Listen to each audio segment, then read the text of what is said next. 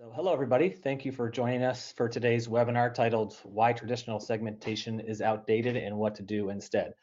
I'm Kevin Iaquinto, I'm the Director of Digital Marketing here at Civis Analytics, and I'll be your moderator for today's webinar. We have another great presentation in store for you, and I want to thank you all for attending.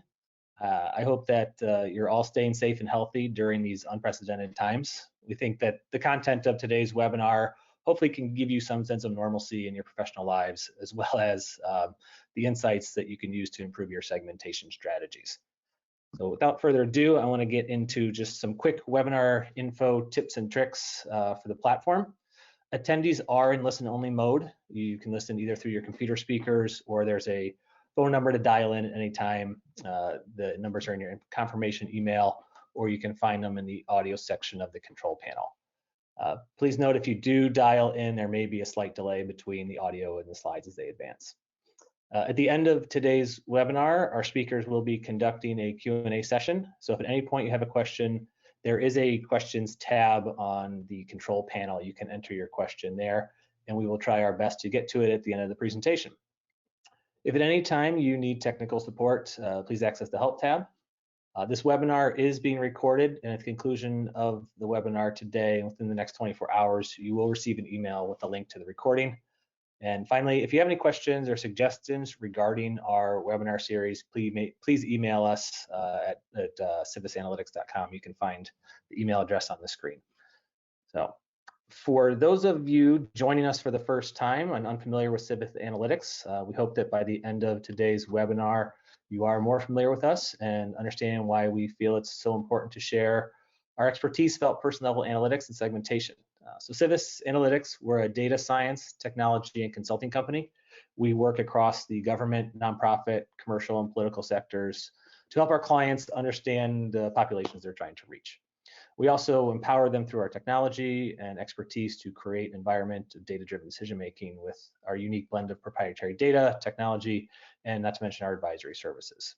Our team of data scientists and developers and survey experts are kind of the driving force behind Civis that helps organizations use statistical proof to guide decisions and to stop guessing. So that's a little bit about us. And now a little bit, before I hand over the reins to our speakers, a little bit about who they are is up on the screen. You'll be hearing today from Ellen Houston, the Managing Director of our commercial practice here at Civis Analytics. We're going to take a little bit of a deeper dive now into what some of this means for organizations like yourself and that we work with all the time. So really, when it comes to segmentation, we want to think about a couple things. And, something we should acknowledge before we get too far is that this idea of consumer segmentation isn't new. So if we look at this article of the new criteria for market segmentation called segmentation analysis, it was based on a proposition from 1964. So really, this has been around for a while, but as Brandon alluded to, a lot of the methods that we can think about now are changing and advancing with the amount of data and analytics we have available. So, hey, Ellen, this is Kevin. If you just give me a note when to switch slides, it doesn't look like I can give you access to switch. So sorry for that interruption. No problem. Go ahead and go for it for us. Okay. So why has this survived so long? It's really because it's answering a couple really useful questions that are important to every type of business, from nonprofits to producers of products to people having services that you want subscriptions to. You're really trying to unpack a few key questions that are going to drive a lot of your business and marketing decisions. Who are the people interested in what I have to offer? You know you can't win with everyone. You want to understand, where do I have the most potential? How are those people similar or different to each other? And where should I focus? Where do I have the most opportunity to win with people who would be willing to take that good or service from me?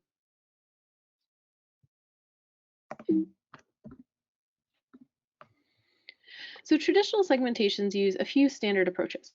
A lot of these you've heard from, and I'll acknowledge here that this isn't a totally exhaustive list, and a lot of times, sometimes they group together, but we'll deep dive a little bit into these and then talk a little bit more about how to use different types of segmentation, including these or others. So you have your demographic, which would be, a typical version based on age or gender, like 35-year-old males, geographic, that are residents of a certain geographic area, like San Francisco Bay. Frequent purchasers and behavioral segmentations are a lot of times we hear of RFM, which is recency, frequency, and monetary value. Or maybe you have an attitudinal segmentation of, eager, ego-conscious consumers. Now, all of these things are totally valuable and viable options when you're thinking about grouping customers. But the challenge is a lot of them don't give you a full and actionable understanding of who to target and how. Go ahead. So a lot of times these segmentations across those areas are based on what we would call a cluster-based segmentation. So really these are kind of what you would think of when you get the really beautiful profile that has a lot of information about consumers, and it might be more persona driven.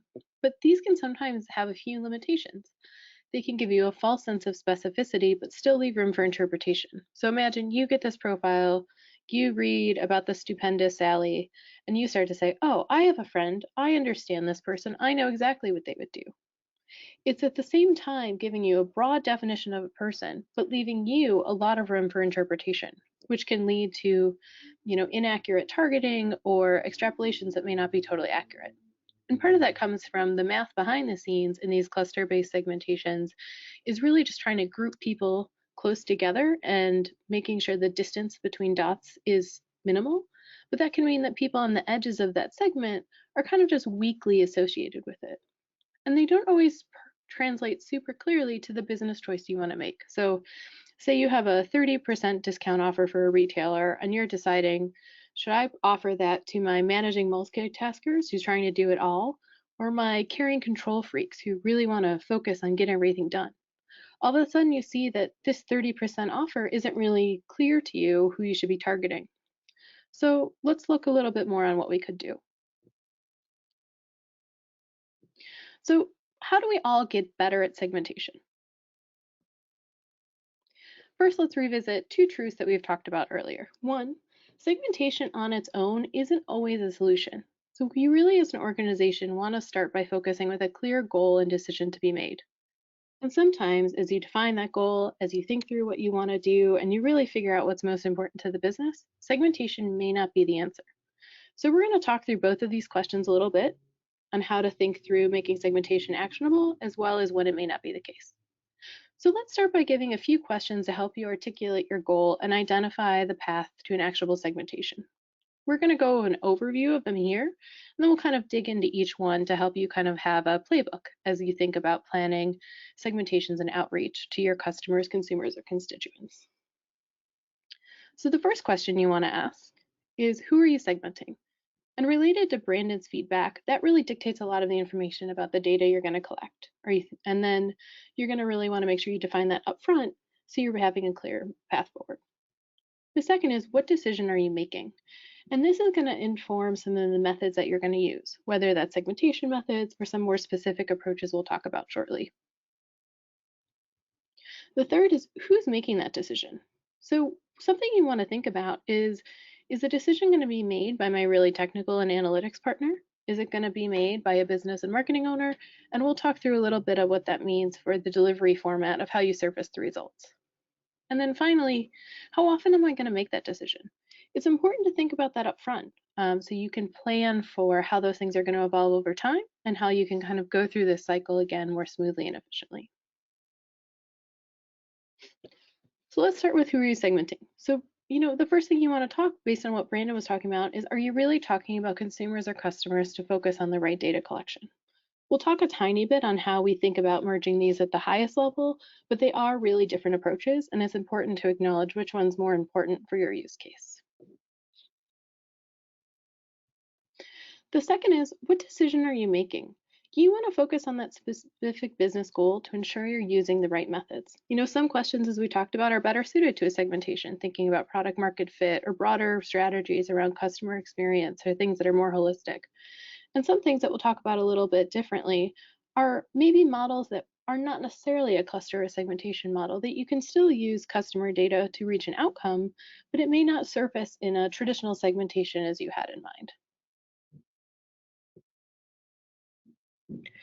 And then when we go to who's making the decision, what you really want to do is make sure that you're tailoring the tool and the output and the level of detail to the team appropriately. So if you think about doing, transactional customer data where you have thousands and thousands of rows of information, that's really great for a data scientist and analytics team who want the most granular insight to build models, to do exploration, to do descriptive analytics. but it's not going to be actionable for every type of stakeholder in your organization. So when you're surfacing these types of insights, you want to work with partners to make sure you understand who's going to consume that information, make that decision, and how can they do that most effectively. So when you think about business and marketing teams, you want to make sure you're empowering them with more summarized information and flexible solutions. PowerPoints are great and easily passed around, but they can only answer specific questions. How do you think about more interactive options that give people the ability to say, today's campaign, I want to focus on people who purchased 6 months ago. And tomorrow's campaign, I might want to focus on my highest value customers. By thinking about those use cases ahead of time, you can build some of the tooling appropriately. And finally, you're always going to have to surface information up your stakeholder team. So thinking about how do you surface this effectively for some of the executives in your organization who, again, want less detail but still accuracy, but really care more about what happened and why. Now, the key to this is making sure that all levels of this information is really built on unified and consistent data so that everyone's making decisions in the way that's most appropriate for them, but off the same source of truth. So what does that source of truth look like and how do you think about it? And how do you think about refreshing that over time? So that goes back to our question of how often are you going to be making these types of decisions? So people's behaviors are going to change. They make purchases or don't. They donate or don't. You want to be able to account for that over time. And so you want to plan for that refresh and incorporating that gathering of data into your daily processes. Then you can start to build an asset that can be used for more than one use case. So if you look at the mockup we have here, you might take a summary of your CRM data. So again, you don't need every transaction row, but you need information on if they are a current customer, what their spend is in the last 6 months, in the last quarter, in the last week. You might be able to append some of the aggregate survey data if appropriate, append demographic data, or as you build models or other attributes through partnership with analytics teams, you want to make sure that's appended back. So now I, for example, as a marketer, if this is surfaced to me in a tool, could say, who are people who have the highest propensity to respond to this type of offer? And I can cut that list. Or I could say, what do people look like who have made the most purchases in the last week? And I can cut that list appropriately as well.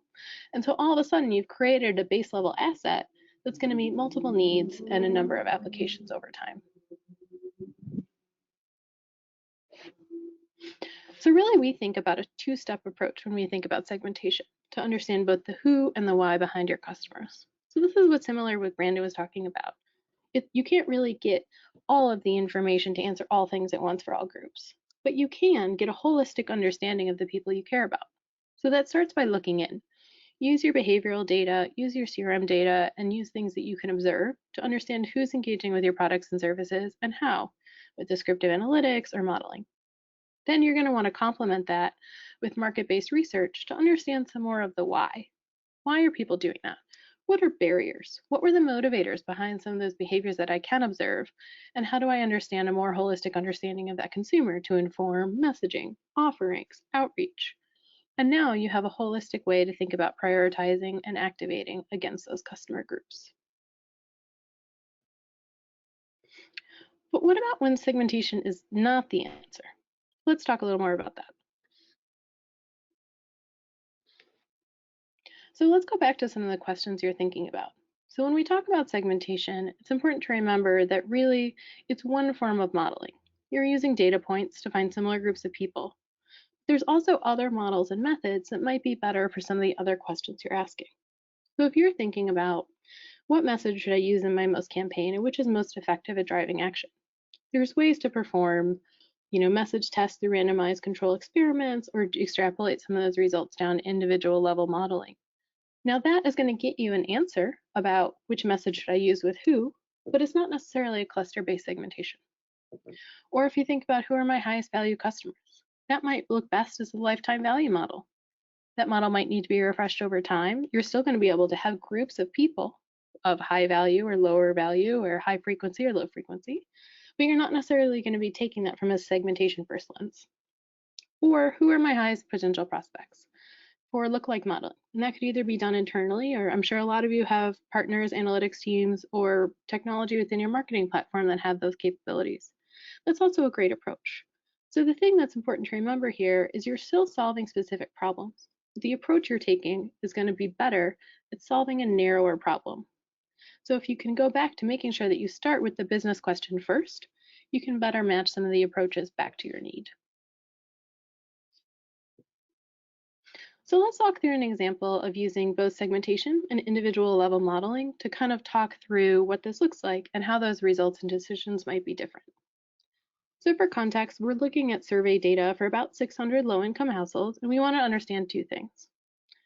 For low-income customers that frequently or sometimes had trouble paying their bills, in the survey we saw about 45.7, just under 46% said yes, and whether low-income customers would prefer a flatly bill with a guaranteed monthly rate that can provide more predictability, that can provide some more insight, and maybe help people control some of their budgeting needs. So we used two different approaches to think through this. The first was a traditional cluster-based segmentation, as you'll see, and the second was a direct individual level model of random forest. And so what we're going to walk through now is the information and decisions you might have made with both of those approaches. So when we did a cluster-based segmentation using this data, we found basically 4 demographic groups of low-income customers. And it really ended up being driven by demographic characteristics around age and type of residence. And so what we really see is a group of, young renters, where a lot of 93% rent, and then older homeowners, single parents, students, and ex-students. The good thing about these groups is they make sense. They're intuitive and they're easy to explain. It's easy to understand. It's also easy to intuit what these groups may or may not be most interested in when it comes to offerings. It also easily identified groups that had trouble paying their bill, but then we also saw that no group drastically preferred a flat monthly rate. So if we look at the first graph here and we look at the people that reported having trouble paying their electric bill, again, the results are fairly straightforward and make a lot of intuitive sense. So older homeowners reported less problems paying their bill. Single parents and young renters had some more problems, but again, it's not the vast majority of a single segment. And then when we go over to thinking about people who would prefer a flat monthly bill, you can look at all of these segments and you see a little bit of preference. About 44% of older homeowners think they might prefer that, but it's not really the majority of any segment. So if you go back one, Kevin. So what you might want to conclude with this data is that you shouldn't offer a flat monthly bill option to your customers. Because here you would say, well, some people might prefer it, but it's not the majority of any segment, so it doesn't really make sense for me to offer it to a single segment. However, let's take a look at what the individual level modeling would take. So what we're looking at here is if you would prefer a flat monthly bill or not. We see the baseline, as you recall from our original slide, just over 40% of people who say that they have trouble paying their bills. And this is a respondent score. But if we look at the top 3 score deciles, so people who score the highest on this, we identify a group of customers that not only had trouble paying their bills, would be about 80% plus of those would be interested in a flat monthly bill. So in our segmentation-based approach, we might have made the conclusion that offering a flat monthly bill didn't really make sense because it wasn't a high priority for the majority of a single segment. But if we start to peel back to the individual level, we might be able to say, oh, actually, I can identify a group of people that would really benefit from a flat monthly bill, and I can use that information to activate a marketing campaign. So a quick summary of what we talked about today. Understanding and segmenting customers is still a super useful tool for personalizing marketing and thinking about how to improve your campaign effectiveness. There's the ever old adage of how do I get the right message to the right customer? But really, understanding that right message and understanding that right customer could take several approaches. So what you can really do can come in many forms, and segmentation isn't always going to be the answer. So make sure that you start by defining the business problem in your target. Are you thinking about messaging outreach, offer promotion effectiveness? Are you thinking about lifetime value? Make sure you have a clear understanding of what you and your team want to focus on. And then make sure that you understand the difference between applying that to your consumer versus your customer. Then plan for who's going to make that decision, how, and how often. Make sure upfront you understand, will this decision be made weekly, quarterly, monthly? Is it going to inform campaigns or not? And then make the plan to refresh that information over time. And then make sure that you build that infrastructure that evolves with your needs. So really you want to make sure that you focus by building that strong foundational source of truth for data and then grow that asset over time so that you're building something that has multiple applications and can meet multiple use cases. So again, thank you everybody for your time. We do appreciate you being here. We know the working situation is pretty challenging for a lot of us out there, but we appreciate you being here and part of our live audience. And we hope you stay happy and healthy. And the rest of you have a good day. Thank you very much.